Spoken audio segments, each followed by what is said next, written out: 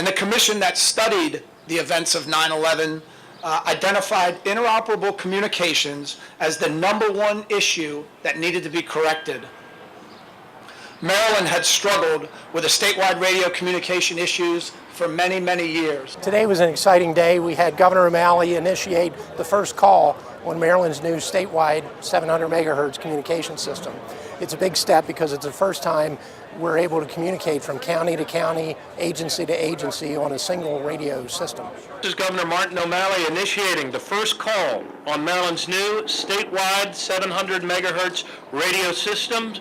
JFK Barrack, can you read? This is Lieutenant Darrell, Maryland State Police Dispatch, JFK Barracks. I copy loud and clear, Governor.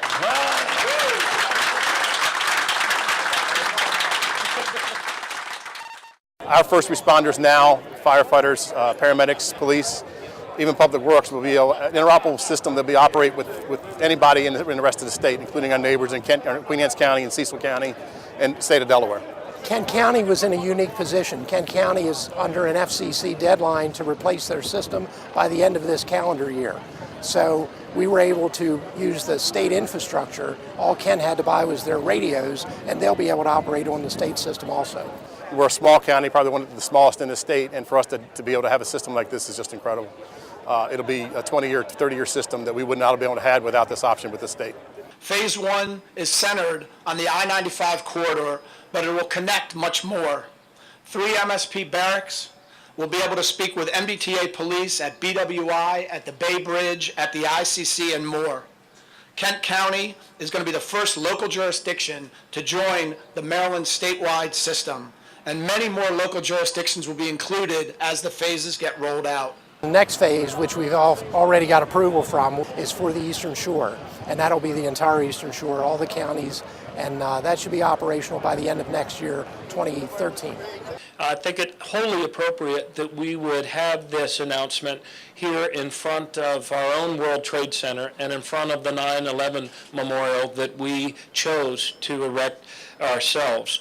One of the key lessons that all of us, I think, learned, and you didn't need a degree in public administration to figure this out, but that day on September 11th, police were ordering their personnel out of the towers because of what they could see from the helicopters that were up there, even as the firefighters were being ordered up the towers. That was a lack of interoperable communications. And if you can't communicate, whether it's on the battlefield or whether it's here at home and responding to big emergencies, either attacks or hurricanes or other things, then lives are lost and people's lives are needlessly in jeopardy. So immediately after 9/11, among our core capacities, #1 was interoperable communications. I think the average Maryland citizen will see the impact because they'll get a quicker response, agencies will be much better coordinated, and it's a system that ultimately will make public safety more effective, more efficient, and more cost effective.